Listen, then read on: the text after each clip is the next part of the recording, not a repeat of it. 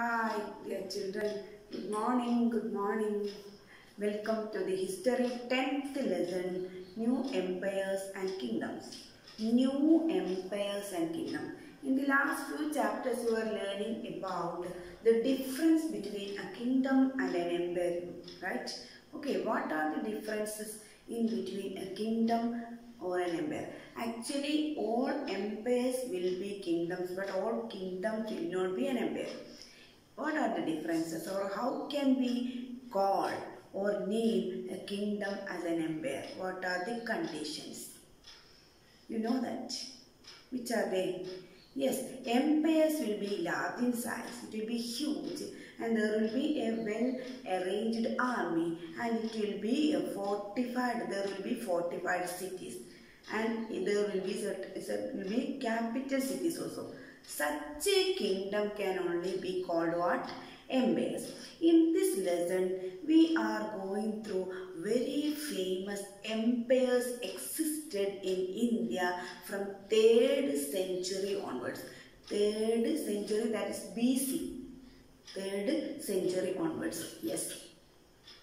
First of all, we can go through the dynasty of Gupta dynasty. Tell me, Gupta dynasty. You know, Gupta dynasty, as in the case of Mauryan dynasty, there were 3 important or mighty rulers in Gupta dynasty also.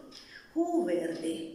You may remember who were the important rulers or emperors of Mauryan dynasty. Who were they? Chandragupta Maurya, the founder of Mauryan dynasty. Then Bindusara, his son, and his son, the most famous Mauryan ruler called Ashoka the Great. Like that, under Gupta dynasty also, the same words or same names are coming. So, it should not be jumbled each other. Okay, please listen very carefully. Gupta dynasty was established by Chandragupta first. Gupta dynasty was founded by Chandragupta first. After Chandragupta first, his son was also very powerful Gupta ruler called Chandragupta second. This Chandragupta second is again called Vikramaditya. And after him comes our point of view, that is Samudragupta. Samudragupta was the most powerful, mightiest Gupta ruler. You know that this Gupta period is recognized or agreed by these historians as the golden age of Indian history. Why? You know, such an elaborate or powerful kingdom was Gupta dynasty.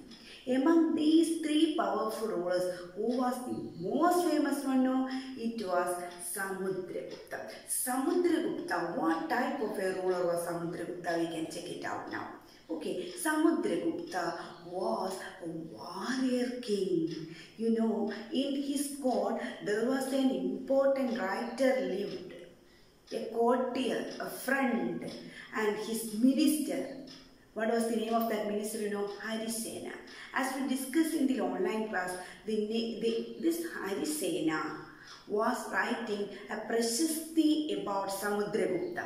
What all information we are getting about Samudragupta is directly given or correctly or accurately given by this prashasti writer. Prashasti, what's the word meaning? You might have heard of this. Prashasti means praising words. This Harisena was appointed in the court for writing the praising words about the king called Samudragupta. And this Harisena gives an account, an explanation of his life and battle, his conquest, everything. And we will be coming to know about Samudragupta through a peculiar Ashokan pillar. Ashokan pillar. There are 5 Ashokan pillars. One we were studying in the last lesson, Mauryan lesson, that is Ashoka's period, that is in Sarnath. Here we will come to know about Samudragupta through another Ashokan pillar that is erected in Allahabad. Where is Allahabad? You know, Allahabad, you may know, it is in UP or Uttar Pradesh. Through this Ashokan pillar first and through Harishena's Prashasti, we will come to know detailed information about Samudragupta. Got it? Yes, Samudragupta. Samudragupta was a warrior king. Apart from being a warrior, he was a musician king also. As in the case of your book, there is a boy, he has some doubt that how a king can be a musician. Yes, he loved art very much. That is all about Samudragupta, a warrior, a most powerful warrior. This Harishena describes in his Prashasti that his body, Samudragupta's body, was decorated by wound scars. It is a praising word. What type of a praising word? A unique praising word about Samudragupta. So that's all about Samudragupta. He was the most powerful ruler. And what about his genealogy? Where Samudragupta is coming from? That we already talked. His father was Chandragupta II and his grandfather was Chandragupta I. Actually, this Gupta dynasty was established by Chandragupta I. And his mother was Kumara Devi. She belongs to Lichavi family. Lichavi, that's not so important. Anyway, for the sake of your information, let me discuss all this. Okay, next comes the important titles received by these rulers. They were receiving certain titles by their own. They were calling themselves, or they were asking people to call them as, first of all, it was Raja. Above Raja, another title, that is Maharaja.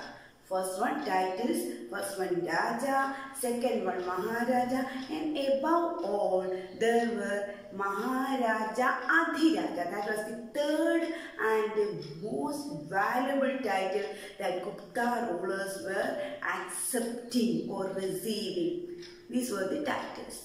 First one, Raja. What's the meaning of Raja? You know, Raja means ordinary king and Maharaja means a powerful king. Second one, Maharaja means powerful king. And third one, Maharaja Adhiraja, so most powerful king. Most powerful, not king, most powerful emperor. These were the important titles received or accepted by Gupta rulers in the golden age of Indian history. Okay, now we can go through the division of the empire into different parts or different areas. There, Prashasti of Prashasti written by Harishena about Samudragupta describes that there were 4 important territories under Samudragupta's empire. First one, it was Aryavarta. Second one, it was Dakshinapada. Third one, it was neighboring states. And last one, there is Kushanas, Shagas and Sri Lanka. These were the 4 divisions of empire by Samudragupta. First one, tell me, Aryavarta. Aryavarta included 9 rulers. These 9 rulers, that is actually in the north part of India. North part including the center of administration of Samudragupta such as Kanauj, Prayaga and Allahabad, etc. Kanauj, Prayaga, Allahabad, then Padaliputra. You know Padaliputra, you may know. Where is Padaliputra? Patna. Patna is the new name of Padaliputra. It is in Bihar, you know. Okay. Yes, this Padaliputra, Kanauj and Prayaga. Prayaga is the name of this Allahabad. New name is Allahabad. Prayaga, Kanauj and Padaliputra are coming this section called Aryavarta. How many rulers were there? No? 9 rulers. Second one, it is Dakshinapada. What's the word meaning of Dakshina? Dakshina means southward. Southward boundary you can see in your map, certain red dots in page number 113. You can see. These boundary states are called Dakshinapada. There were actually 12 rulers under Dakshinapada. How many rulers were there in Aryavarta? 9. And in Dakshinapada there were 12 rulers. That's in the South India. Then comes neighboring states of Assam, Bengal, Nepal. You may check in Indian map. Assam, then Bengal, near Assam is there is Bengal, and Nepal it is the north east boundary of our country. This is the third section, third type of division of empire under Samudragupta's reign or rule or control or governance or administration. And lastly there comes Kushanas, Shagas and Sri Lanka. Sri Lanka, you may know in which ocean Sri Lanka is situated. Yes, in the southern part of India, that is in Indian Ocean, Sri Lanka is situated. And you know, Kushanas is actually the place of this Taxila. You know, Taxila in the last chapter learning, no? Yes, Taxila in Pakistan. And Shagas were the area of Indus Valley. You know, in the Indus Valley means the valley side of Indus River. It's shared in between India and Pakistan in the northwest frontier or northwest border of our country. These were the 4 types of division of empire. Empire was definitely there were well-defined division of the empire. Let me reverse it once again. That is, first one Aryavarta having 9 rulers, and the center was Prayaga. Prayaga is the new name of Allahabad. Then Ujjain, not Ujjain, there is Padaliputra, and one more there is Kanauj. Kanauj and Prayaga both are in Uttar Pradesh, and Padaliputra is in Bihar. And next comes the Dakshinapada. Dakshinapada having 12 rulers. Please note this down. 12 rulers, that is in South India. Then comes, there is neighboring states, neighboring areas, neighboring kingdoms, including Assam, Bengal, Nepal. And lastly, there is Kushanas, Kushana dynasty, Kushanas, and Shagas, and Sri Lanka. Kushana and Shaka, it comes from Gujarat to Jammu Kashmir, the frontier area in Pakistan and India. Yes, okay. And next, we can go to another ruler that like that of this Gupta ruler. There was another famous ruler called Harshavardhana. This Harshavardhana was also very famous, a warrior king, but his rank is considered as second rank when compared to Samudragupta. That means Samudragupta was the most famous ruler at that time. And Harshavardhana was also equivalent because he was conquering almost all parts of northern India and eastern India. And after conquering the eastern and northern part of India, he was entering or getting prepared for attacking South India, but he could not.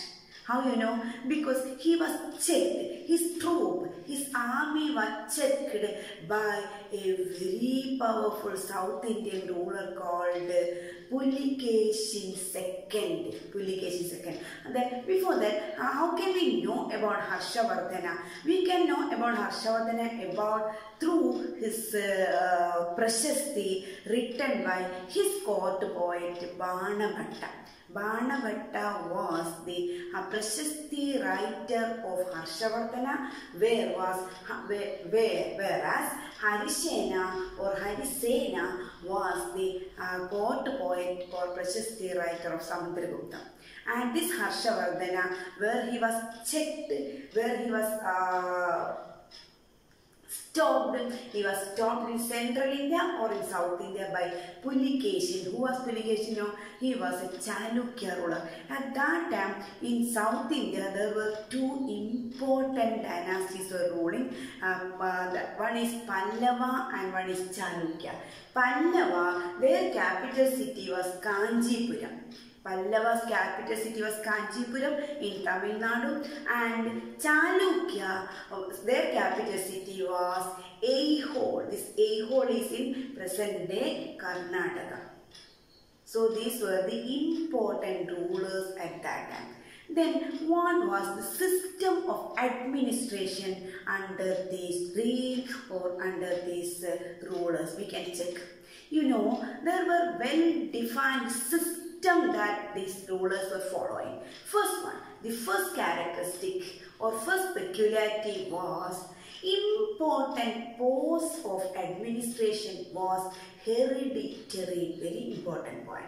Important post of administration. Under an administration or governance, there will be certain offices. Important offices or important posts are hereditary in character. What's the meaning of hereditary now? Hereditary means passing the power from the first generation to the next generation. From that generation to the coming generation. Like that, generation passing of this post or power is called hereditary. So that's the first important administrative policy put forward by these powerful rulers. And before that, you must know one more thing. We have talked about Chalukya ruler Pulikeshin II. No? He was very powerful. He could check or prevent whom Harshavardhana also. Okay, in his court also there was a famous Prashasti writer. His name was Ravi Kirti. So Ravi Kirti was writing the Prashasti about Pulikeshin, the Chalukya ruler, and Banabhatta was writing the Prashasti about Harshavardhana, and Harisena was writing the Prashasti about whom? Samudragupta.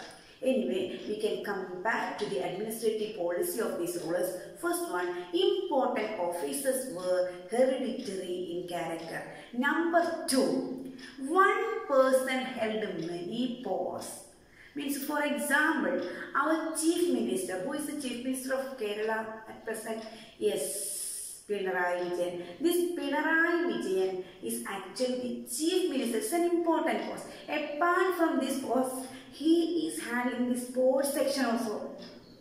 Sports Minister also. Like that, some posts of administration were held by the same person. Many posts were held by same person. Another important point coming under the administration was village headmen had a word to say in the local administration. Local administration were held by village headmen. Village headmen had a word, they had a voice, they had certain influence in the village administration or in the local administration. That's another point.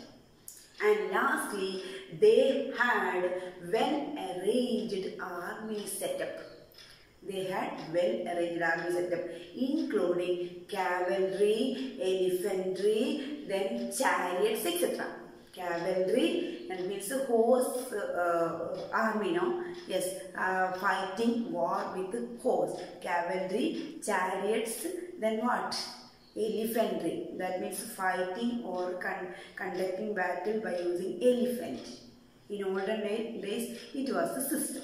These are the four important administrative policies followed under this period. Let me repeat once again. First one, important posts were hereditary, passing from the forefather to the coming generation, to the next generation, like that. Second one person, sometimes one person may handle different sections or different administrative posts. Third one, it was village headmen had a voice in the local administration. Last one, that is, they kept a well-arranged army including cavalry, elephantry and chariots, etc. So by this, today's class is coming to an end. In case of doubts, please contact with me. Thank you so much.